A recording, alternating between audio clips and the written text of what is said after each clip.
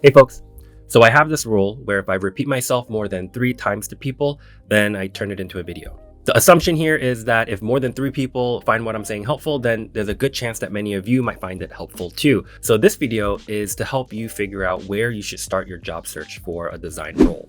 So I found myself asking the same types of questions over and over again. And when I took a moment to reflect on it, I realized it kind of falls into 6 buckets or 6 dimensions, I like to call it. And I run through these 6 dimensions of questions to kind of help the other person figure out what might be a good fit for them or potentially a good fit. And the point here isn't to actually really nail down what exactly they want. It's more so to narrow the whole scope or whole world of jobs out there down to like a good solid starting point so that your hit rate or the chance of you getting the job that you actually will be happy with will be higher from the very beginning. So the first question, what kind of a designer do you want to be? So if you think about in just very broad strokes, a spectrum, right? On one hand, you may have like a visual designer, and the other hand, just straight research, like design research. And in the middle, say it's a generalist where you kind of do all sorts of things and you kind of take products from 0 to 1. You can handle bits of research, bits of visual design. Where do you think you fall within that scale? And you don't really have to have like a fully confident answer per se, but just to kind of start getting yourself more aware of, where do you think you stand is going to be really helpful for when we go through all the other questions. The part B to this question are typically things like, do you imagine yourself being a designer, a part of a team? Do you imagine yourself being a solo designer, a part of, some company? Or would you rather be a freelancer, kind of running your own business, so to speak? So you'll be doing a lot of client management stuff along with the design work, and you kind of want to own all that.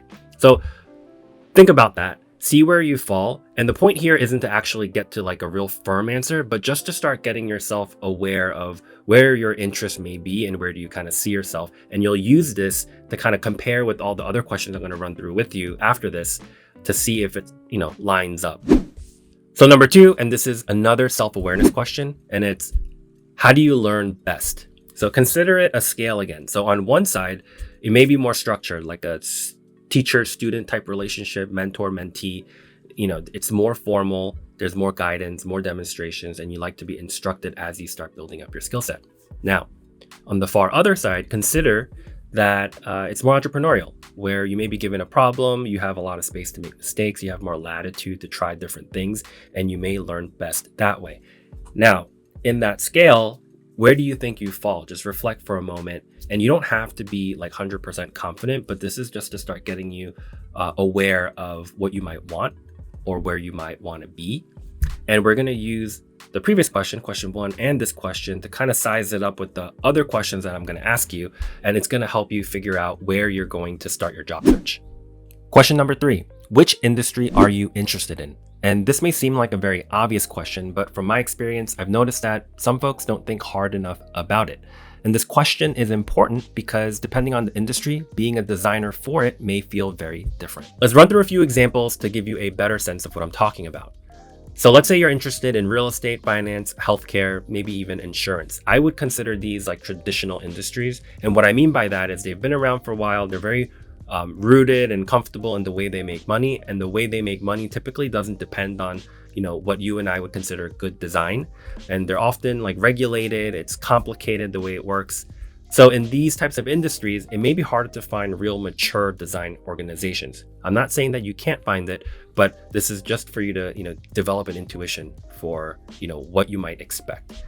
So on the other hand, consider like internet, tech, consumer electronics industries. Like in these spaces, they often rely on good design to make money. So you can expect that companies within these industries are likely either going to have mature design organizations or they're going to quickly get there or going to need to get there. You kind of see my point here? So depending on like what you may be interested in, it comes along with a certain type of environment. And you kind of want to see if that's the kind of thing that you're looking for. So take the first 2 questions that you answered earlier and size it up with how you feel about, what types of industries you're interested in. And if it matches up, that might be a good sign that you're on the right track. If it's not, then you may have to rethink certain things. Number 4, direct to consumer or business to business. All right. So when I say B2C and B2B, basically I'm just talking about how does the company make money? And this is important because the way the company makes money is going to influence what the design or designing in these companies are going to feel like. So we probably should define these first just a little bit more so that you get a better sense of the terms before I kind of talk about what it might feel like to work at a B2C or B2B. So let's start here. B2C, business to consumer, or you could say direct to consumer. It's really just that, where a company is targeting the end user directly with their product or services, and that's kind of how they make money. So in these scenarios, they're targeting individuals, so you're probably going to have a lot of customers you have to reach out to. So think like apps that you may download onto your phone, or any software program that you may download onto your computer to use, direct to consumer. Let's talk about this one next, B2B, business to business, and it's just that, where one company targets another company with their product and services, and that's how they make money. So if you've worked anywhere and used, products or software that the company issued for you, and everyone has to use the same thing, that's typically business to business. And in this environment, the individual isn't really the buyer themselves. They may not actually have a choice sometimes. The people deciding to buy is some person who is responsible for that decision at the company and buying for many people. So you can imagine, it's probably bigger dollar amounts, but slightly slower, or maybe way slower contracts and sales cycles. And that influences what the design is going to feel like. And there's also like a hybrid, B2B to C. We won't touch on that, but this is to give you a sense of like the two different extremes, right? Direct to consumer, business to business. So thanks for hanging in there. I had to kind of explain it a little bit before I could go into what design actually might feel like in these two different environments to see, where you might actually like to be. So when you're designing for a B2B product, you're probably dealing with more complex problem spaces where it requires a lot of systems thinking. And you're probably thinking more about workflows, you're thinking about efficiencies of things. And instead of just thinking about an end user, you're typically thinking about a group or team of people, because you can imagine if you're selling into another company, you're not just designing for one person, but you're designing for a group of people who have particular dynamics, and you need to have the product work within that dynamic. So this is kind of the type of design that you may be working with. To add on to that, because you're selling bigger contracts into like companies for many people, the cycle is a lot slower. So, when people start talking about like, go fast, break things, it may be slightly different and a slower pace for a B2B type scenario, because, the next time you sell into another company, maybe not for a long while. The other piece is that, because you have such like ingrained customers, because these contract sizes are so big, it's not very typical for you to like roll out iteration after iteration for those sets of customers. You're usually way more thoughtful and careful about how you roll out iterations, that it may take a longer time for some of your bigger designs, more holistic designs, to come to fruition. So just reflect on that for a little bit and what that might feel like for you based on how you answered questions 1 and 2. So now let's talk about the B2C product and what it feels like to design for it. And this is probably what you imagine when you think about product design or UX design. It's what most people are exposed to. So for B2C products, it's going to be way more apparent that design is a bigger piece of how the company makes money off of the product. So there's going to be more of a push for that design craftsmanship, that A+ experience. And you'll likely find the contemporary and progressive designs in a B2C product than you will in a B2B product. And not only that, you're probably dealing with a larger customer base, user base, because you're working with individuals, right? The end users. So the access to them is probably going to be way better because the user base is more ubiquitous. And you could probably do a lot of interesting research type things, statistically significant research, because you're working with larger numbers. However, on the flip side, individuals, as people who actually pay up, they're pretty fickle, right? So you and I are pretty fickle when it comes to like buying products for ourselves. So design in these environments, it's pretty short-lived. And typically there's going to be really fast, quick iterations, way more experiments in a short period of time. And the problem space is probably not that complicated. So now reflect on that, consider what that might feel like for you and if that's what you want, and also compare it to your answers in 1 and 2 and see if that lines up.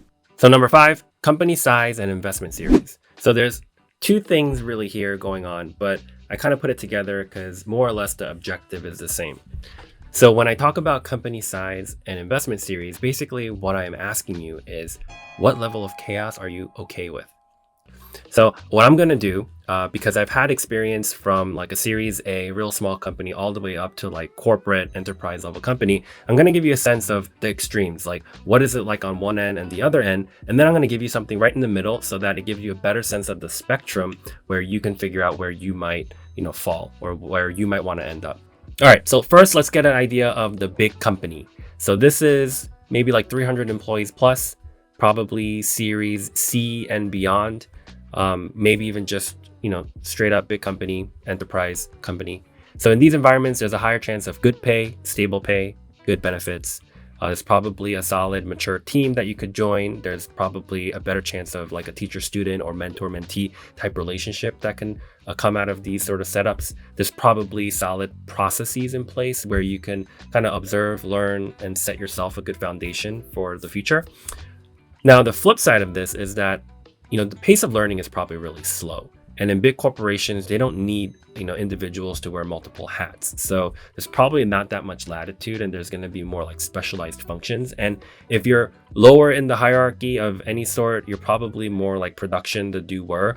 And that line between the doer and someone who can be a little bit more strategic, more senior is going to be a lot thicker. Now let's talk about the complete opposite end of the spectrum, which is your early stage startups. So think your seed and series A startups, think way less than 100 employees.